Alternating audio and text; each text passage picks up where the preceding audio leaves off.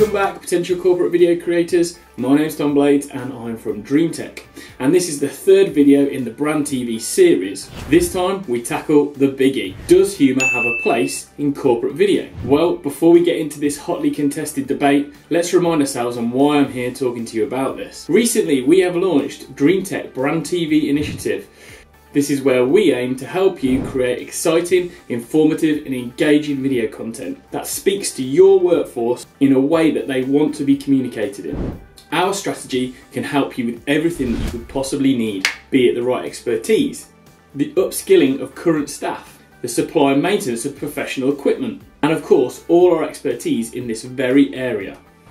So if you'd like to hear how we can help you, get in touch at info@dreamtek.tv, or why not contact me directly on tom.blades@dreamtek.tv and title your message Brand TV. Right, so down to the meat and potatoes. Humour. Can it be done in corporate or video for learning content? Well, yeah, of course. I'm going to say that, aren't I? Yeah. But that would be quite a short video. But that's not to say I haven't considered the potential pitfalls to any business on including humour in any of their videos. So what are these concerns? Well, the first one would be tone of voice. Your company probably spends millions with PR agencies considering the tone of voice to its customers, and rightly so. And for sure they want their workforce to understand this and actually put it into practice. Unfortunately, that doesn't actually translate on meaning that all of the communications need to be in that language. This kind of marketing speak. Remember that from video 1? It's just full of marketing speak. It's no Netflix. Let's shift the lens. What does the workforce actually want? Well, they're only human, aren't they?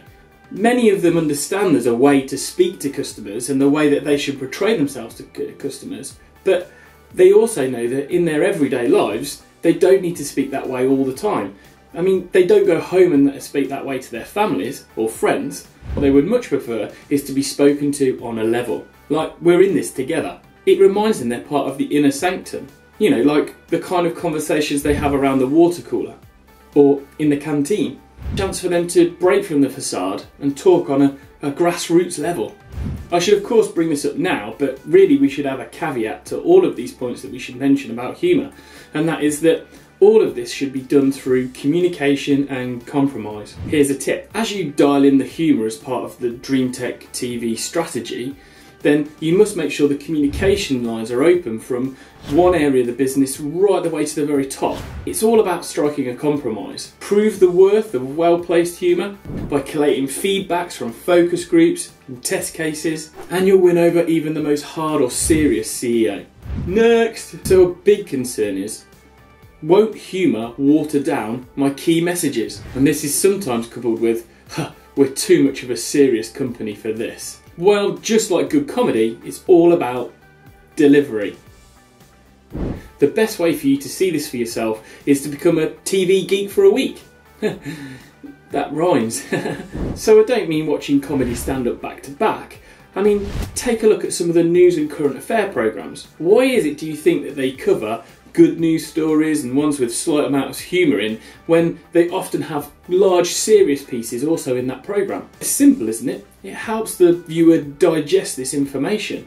And if you want to see how it's done properly, watch the transition as they go from such serious information to fun and light-hearted topics. And there's actually science behind this as well. Studies have shown that it's not only engagement that increases, but also actual knowledge retention. If you don't believe me, try Googling it. Google humour in video and take a look at the results for yourself. There's even a Harvard study called Humour, Laughter and Those Aha Moments that talks about this very topic. You can read, see what you think. So up next is probably the biggest hurdle that I find when trying to introduce humour into corporate video. And I have mentioned it before earlier in this video, and that is to try and get the buy-in from higher management. Now, this is well founded on their part. They spend a huge amount of their own time, often a lot of their personal time, creating this brand and creating, again, the tone of voice that we mentioned. They don't want to see this degraded by video departments making humorous videos about their brand, But we're not trying to belittle them. Actually, it's the reverse of that. We're trying to engage people so that they understand more about the brand and take in more information. Now, at this point, we have to mention that one of the previous videos that we made on content strategy, and we talk about people not looking through the correct lens.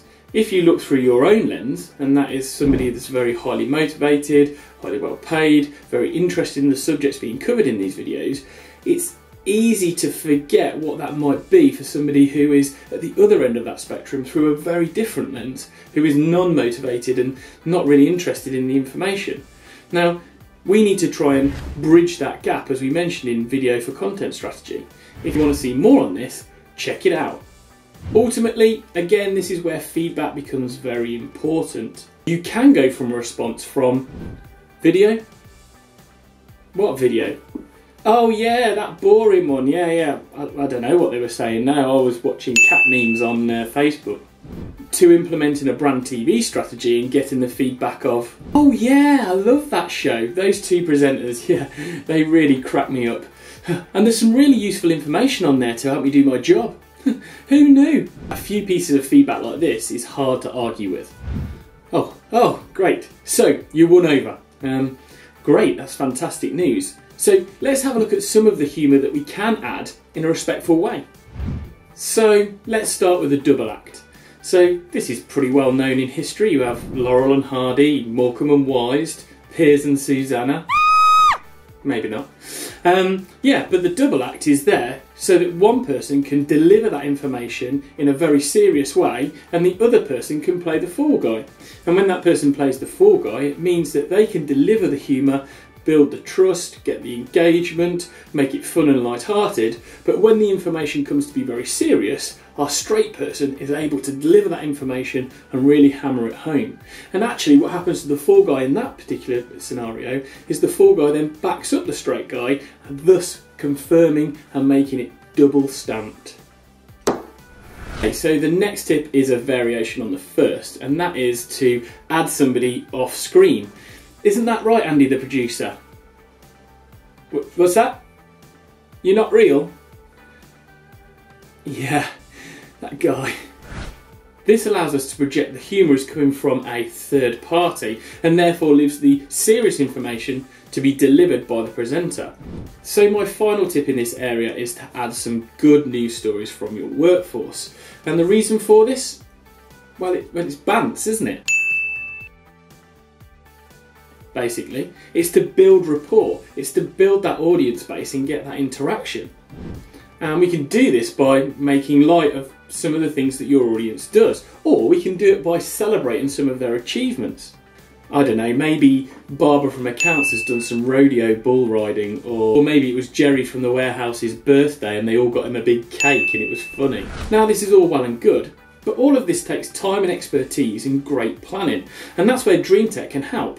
Now it needs to be handled by people that know what they're doing and can get this over the finishing line. And that's us. We can help your business make this a reality.